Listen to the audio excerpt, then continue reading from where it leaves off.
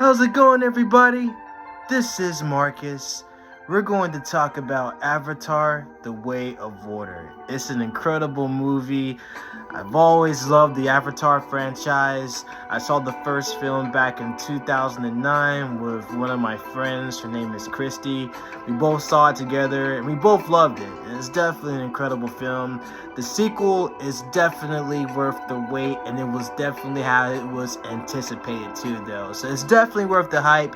But I'll talk about the synopsis of the film, what's it about, the casting, and everything else. So we'll get right down to it. But before I get started, I want to thank you guys so much for your support. It really means a lot to me, and you guys mean so much to me. And for those who are new to my channel, make sure you like this video, share this video, subscribe to my channel, and make sure you hit that bell to enable notifications whenever I drop a video. And we're going to always keep this thing rolling, you guys.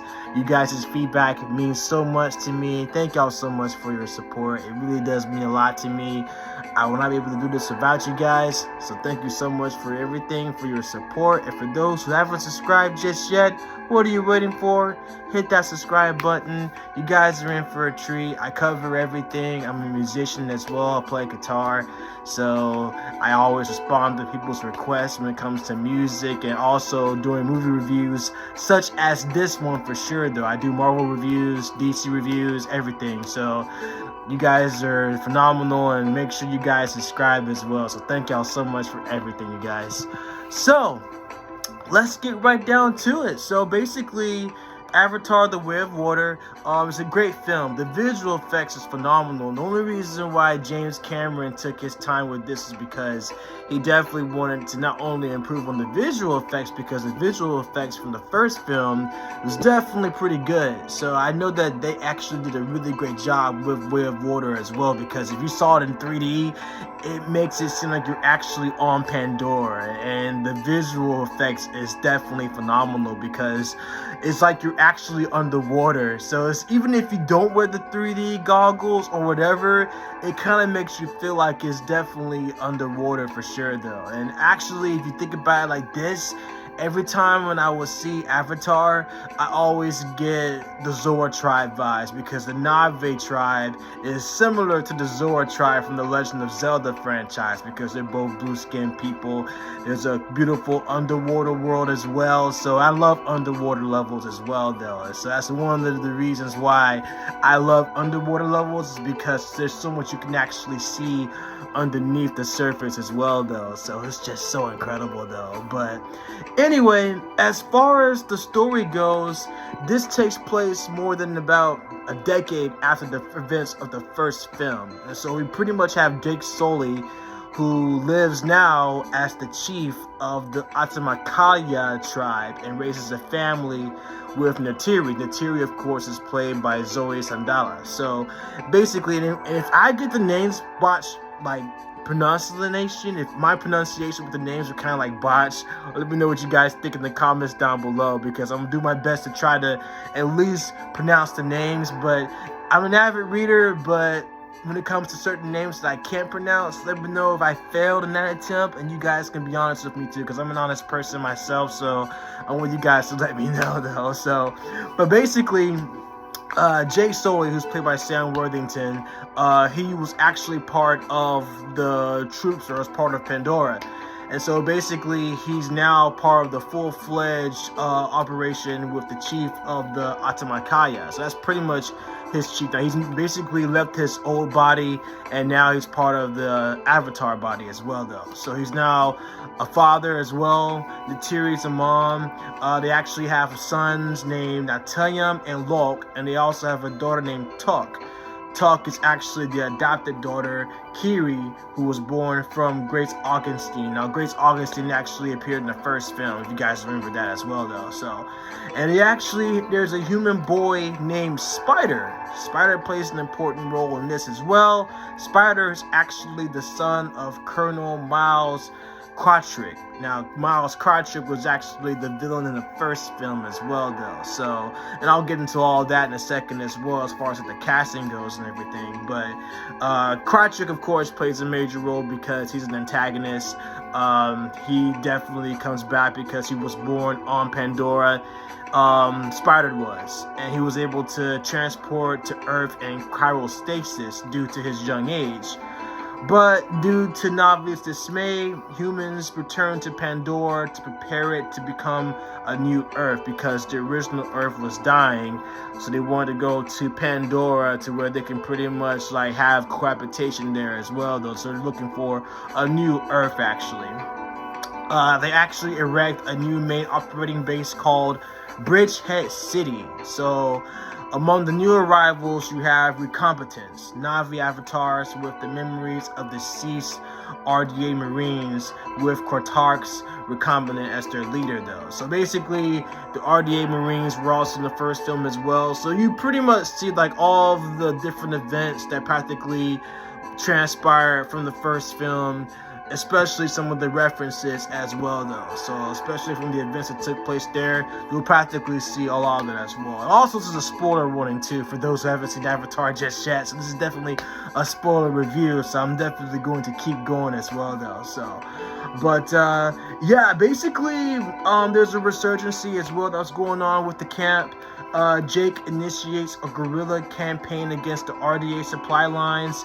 Quatric and his Recombinants conduct a counter-resurgency mission against Jake, capturing his children. So that's pretty much the whole cup when it comes to the whole basis of everything, though. So upon capturing the children, Jake and Nidori arrive and free most of them, but Spider is taken by Quatric. So of course, Quatric is going to be the father of Spider, of course. That's pretty much the whole ordeal as far as like, you know, the two main keys in those elements right there, because they play a pivotal role as well. And so Quatric recognizes him as his son, and so he decides to spend time with him in order to draw Spider on his side. And in turn, Spider teaches Quatric about Na'vi culture and language, because Spider has been around the Na'vi culture for quite some time. So he's actually been around the Amatakia. So with him being around them, he was actually telling Quatric about, you know, what they're actually like and trying to infiltrate them. So trying to understand the Na'vi culture and the language. Also aware of the danger Spider's knowledge of his whereabouts poses to their safety, Jake and his family exile themselves from the Amatakaya and retreat to the Metkanaya Reef people clan, which is basically the clan at Pandora's eastern seaboard, where they're given shelter there. So even though some tribesmen considered them to be like compared to like either demon blood or genetic human heritage, that's practically what they are, though. But the family learns the ways of the reef people, and so they pretty much, you know, develop their habits and everything. Kiri develops a spiritual bond with the sea and its creatures, and Lok befriends Syria. So Syria is the daughter of the clan chief Tonowari and his wife Ronau. So he develops a relationship with them as well. However, Lok gets into a fight with Syria's brother Onong, and so he returns to apologize at Jake's assistance. Ong and his friends entice him to trip into the territory of a dangerous sea predator and leave him stranded. And so you see a lot of sea predators, a lot of cool sea creatures in the movie as well, though. So you'll definitely get a chance to see them as well, though. Especially when you saw at least about a couple of them in the trailer for the first time. But you'll definitely see them in the trailer as well, though. So, and then Lok is saved by and befriends Payakan. So Payakan's a Tolkan, an intelligent and specific citizen species with the Metkanaya considering their spiritual family, though. So, but yeah, you practically see a lot of like sides, but then you see like the developments of relationship, and then you just see trust issues as well, though. So you practically see like them going into a different territory and try to like maintain their bond and try to develop new relationships as they were upon exile, though. So, but anyway, upon his return, Lok takes the blame on himself, winning Ong's friendship, but is told that Payakan is an outcast among his species. On a trip to the Matakana Tree of Souls, Kiri links with it to meet her mother, but suffers a violent seizure. But she's healed by Ronald.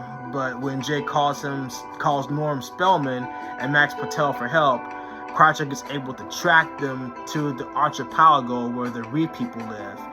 Bringing Spider with him, Spider was still with Krychek, and then he commands a whaling vessel which is hunting Tolkiens to harvest their brain enzymes for creating anti-aging remedies though. So basically, like, if you think about it like this, like, if you want to put it into this perspective, like the Tolkiens, it's kind of like in Wakanda Forever, like Namor is considered a Tolkien, even though in the comics he's an Atlantean originally, and his people are considered to be Atlanteans, but they're from an underwater surface anyway, though. So if you compare that to the similar name to what you'll see in Jake's friends, his friend's name, as far as like their name of the tribe is concerned, is pretty much similar to Namor's tribe in the MCU, I should say, though. Not talking about the original comics, though, but just like in the MCU, because in the original comics he's an Atlantean, and he's also the king there, and his people are called the Atlanteans and everything, though. But there's some similarities, though, especially if you look at mythical properties as far as like what Talokan actually is, which is basically an underwater subterranean surface. So that's the reason why they get all these underwater names in Avatar at the same time as well, though, because it's definitely a place to where it's an underwater dwelling place for people who are underwater people as well, like blue skin, underwater people. They don't really talk about this in Legend of Zelda, the franchise, as far as like what the Zora people were actually like, but there's some similarities between the two, but they're not called Talokans at all, though. So, but anyway, I digress. After getting the anti-aging remedies, Krychek begins to brutally question the indigenous tribes and about Jake's location. Failing that, it orders for the whaling crew to wantonly kill the Tolkiens in order to draw Jake out. So Krychek is going on a violent spree to take out everybody just to get his hands on Jake and his family. So you know that Krychek is actually on a revenge plot, considering what had happened to him in the first film. And so Locke mentally links with Palakan and learns that Talokan was cast out because he went against the ways of his species and attacked the whalers who killed his mother. So when the Metakania learn of the Tolkien slaughter, Locke takes off to warn Palakan, followed by his siblings, Syria and Olong. They find Palakan being chased by the whalers, and Locke, Syria, and Tolk are captured by Krychek. With their children in danger, Jake, Nidiri, and the Metakana set out to confront the humans.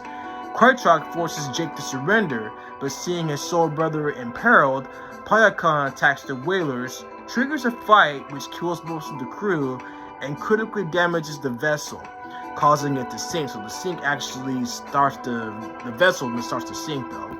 Netikim rescues Locke, Syria, and Spider, but is fatally shot. So basically, it doesn't look good, especially as considering what happens to Nerikum. So Jake faces Krychek, who uses Kiri as a hostage, while Nidiri does the same with Spider. Krychek at first denies his relationship with him, but desists with Nidiri cut Spider across the chest. So he's pretty much playing in denial now by practically disowning his son. Like, how petty is that, though? But it kind of goes to show you the kind of villain that he is anyway, considering what kind of villain he was in the first film anyway, though. So we're trying to take over Na'vi intelligence anyway, though. Jake, Krychek, Nidhi, and Tuck end up trapped inside the sinking vessel. Jake actually strangles Krychek into unconsciousness and is rescued by Locke and Palakan, and Kiri summons sea creatures to help her save Nidiri and Tuck. And then Spider finds and rescues Krychek, but renounces him for his cruelty and rejoins Jake's family. And so basically, Spider goes back to Jake's family after basically much renouncing Krychek as his son, doesn't want anything to do with him. I'm out, I'm done, adios, basically. And so after Netium's funeral, because Netium was killed by Krychek unfortunately, Jake informs Tonorai and Ronald of his decision to leave the Makanyana. Tonorai, however, respectfully identifies him as part of the clan and welcomes his family to stay. They decided to stay with the clan, which is actually pretty cool. Jake and his family accept and forge a new life at the sea, with Jake vowing to keep fighting the human invaders. So it's worth the 3 hours. It's definitely a lot longer than Black Panther Wakanda Forever for sure, but it's definitely 3 hours. But it goes by really fast, and it's action paced. You'll definitely be on the edge of your seat as well, though, especially when you look at the world of which they are in anyway, though, especially being the underwater world of Pandora for sure, though. But you guys will definitely enjoy it for sure, though. So it's definitely worth it for sure, though. But I will say this, though, Stephen Lang, who actually plays Colonel Miles Cartrick, he does a really great job playing a villain. There was a rumor about him a while back, before Josh Brolin was going to play Cable, Nathan Summers, who's the son of Scott and Jean Summers. There was a rumor about him coming on board the MCU to play Cable because he looks exactly like Cable in the comics in the MCU. Now, Josh Brolin did a really great job too, especially crossing over from playing Thanos to playing Cable. But there was a rumor going around that it was supposed to have been Stephen Lang who was going to play the role of Cable, because he looks the part, and especially with the spiky white hair and everything, he definitely looks the part as well, though. But who knows? I mean, considering the fact that the multiverse saga is basically in the MCU, they might do a variant. Maybe.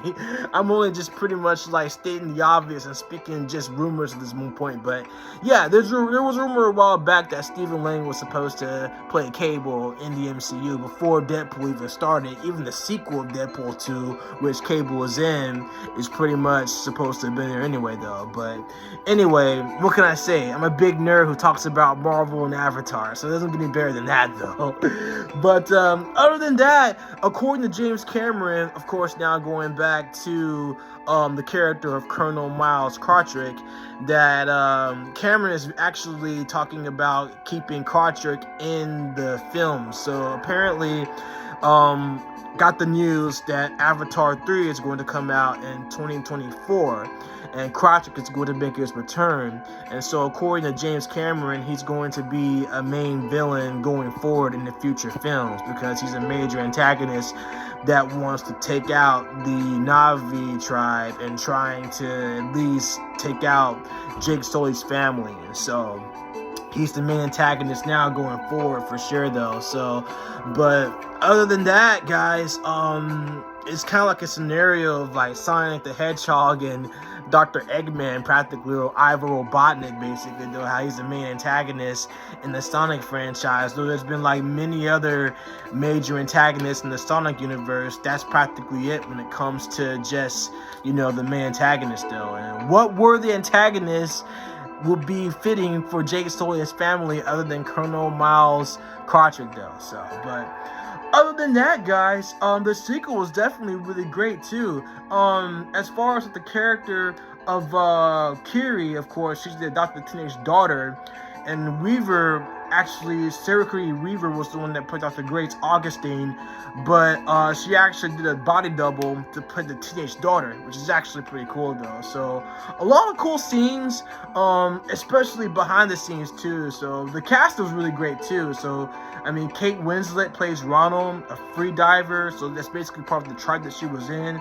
It was actually pretty cool too, though. So, but I know since the success of the first film in 2009, there was going to be 2 sequels. And of course, the second sequel was pretty much announced in 2024.